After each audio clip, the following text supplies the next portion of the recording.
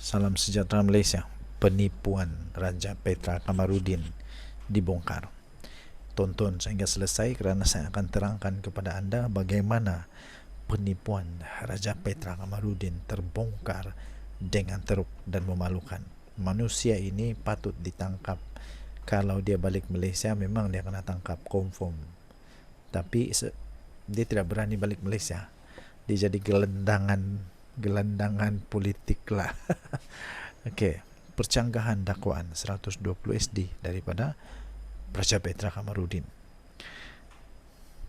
Pemerhati politik berada dalam keadaan berjaga-jaga selepas seorang penulis blog mendakwa bahawa kononnya pembangkang telah berjaya untuk memperolehi sebanyak 120 akuan bersumpah akaun berkanun SD untuk menjatuhkan pentadbiran Perdana Menteri Datuk Seri Anwar Ibrahim. Pengarah pilihan raya PAS Muhammad Sanusi Mat Nor dilaporkan pada hari ini mendakwa bahawa kononnya sudah cukup SD dikumpulkan dan pembangkang hanya menunggu hari untuk mengumumkannya. Bagaimanapun, semakan terhadap dakwaan oleh penulis blog Raja Petra Kamarudin dan dokumen yang dipegangnya mendapati bahawa terdapatnya percanggahan yang menjadi persoalan. Nombor satu, apa yang ditunjukkan oleh Raja Petra. Dalam video yang disiarkan pada hari Jumaat itu, Raja Petra telah mengangkat 3 keping kertas. 2 keping kertas pertama didakwa sebahagian daripada senarai 5 muka surat ahli parlimen yang telah menarik balik sokongan kepada Perdana Menteri Datuk Seri Anwar Ibrahim. Pemerhatian lebih teliti kepada 2 muka surat itu menunjukkan bahawa ia adalah senarai semua 222 ahli parlimen. Terdapat 6 ruangan pada setiap muka surat, iaitu negeri, kawasan pilihan raya, nama, parti gabungan, setuju dan tolak. Di bawah 2 lajur terakhir, pilihan ahli parlimen dinyatakan dengan menyertakan sama ada lajur setuju atau tolak berwarna putih, manakala lajur yang satu lagi dikelabukan. Sementara itu, sekeping kertas ketika mengandungi jumlah penyokong SD yang dikatakan. Berapa jumlahnya? Menurut kertas ketiga yang ditunjukkan oleh Raja Petra, penyokong SD termasuklah 14 daripada BN, UMNO 11, MCA 2 dan MIC 1. Senarai yang dikatakan itu juga mendakwa Muda, GPS, PBM, GRS, Warisan dan 3 lagi ahli parlimen Sabah akan turut menyokong kerajaan pimpinan Perikatan Nasional. Selanjutnya, senarai itu mendakwa bahawa 3 daripada 5 ahli parlimen bersatu yang mengisytiharkan menyokong sokongan kepada Anwar telah menarik balik sokongan mereka, menjadikan pembangkang dikatakan mempunyai sokongan seramai 123 ahli parlimen. Siapa sebenarnya yang berpaling tada? Walaupun keseluruhan seramai 123 ahli parlimen yang didakwa telah menandatangani SD tidak tersedia, terdapat gambaran yang dari 2 helai kertas pertama yang ditunjukkan oleh Raja Petra. Senarai di sebelah kiri skrin adalah untuk Perlis, Kedah, Terengganu dan sebahagian senarai lagi untuk Pulau Pinang.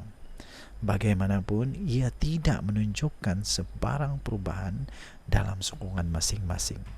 Sementara itu, halaman di sebelah kanan skrin lebih sukar dibaca, tetapi dipercayai itu menunjukkan sebahagian daripada senarai Johor serta Sabah.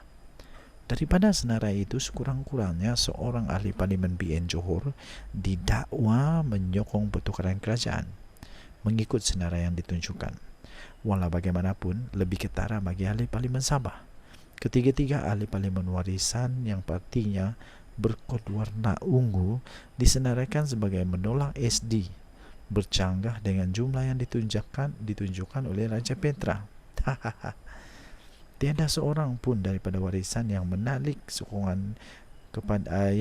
balik sokongan kepada kerajaan perpaduan, kata ahli Parlimen Kota Belud dari warisan, iaitu Isnaraisah Munira Majlis kepada Malaysia Kini. Sementara itu, senarai itu menunjukkan juga bahawa 6 ahli Parlimen GRS serta 2 ahli Parlimen BN Sabah didakwa menyokong langkah itu. Ini termasuk ahli Parlimen daripada parti BN yang tidak tersenarai dalam pengiraan Raja Petra.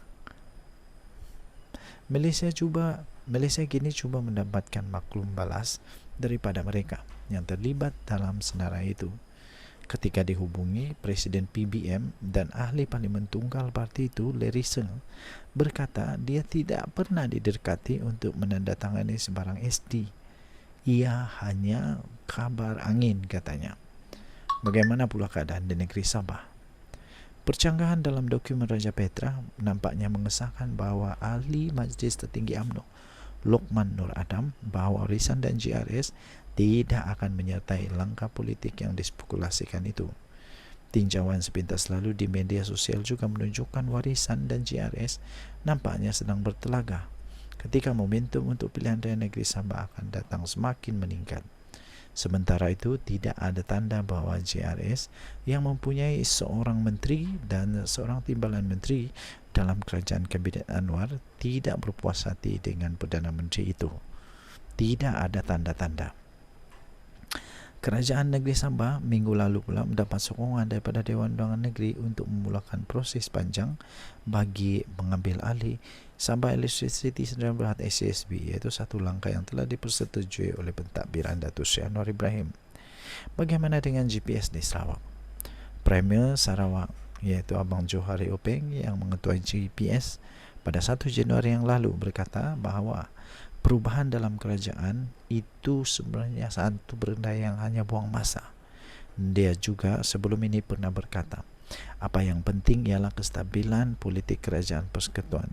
Kita bersaing dengan negara jiran kita untuk menarik persabunan asing, katanya. Tetapi jika Malaysia berada dalam keadaan krisis politik, siapa yang mahu melabur di negara ini? Tambahnya. Tanpa GPS dan 23 ahli parlimennya, adalah mustahil untuk PN mencapai angka 112 sokongan ahli parlimen yang diperlukan untuk membentuk majoriti mudah. Nampaknya apa yang diperkatakan oleh Raja Petra Kamarudin adalah tipu belaka, bohong belaka dan tak boleh pakai belaka. Tanpa GPS dan 23 ahli parlimennya, mustahil untuk PN mencapai angka 112 sokongan ahli parlimen yang diperlukan untuk mendapatkan majoriti mudah.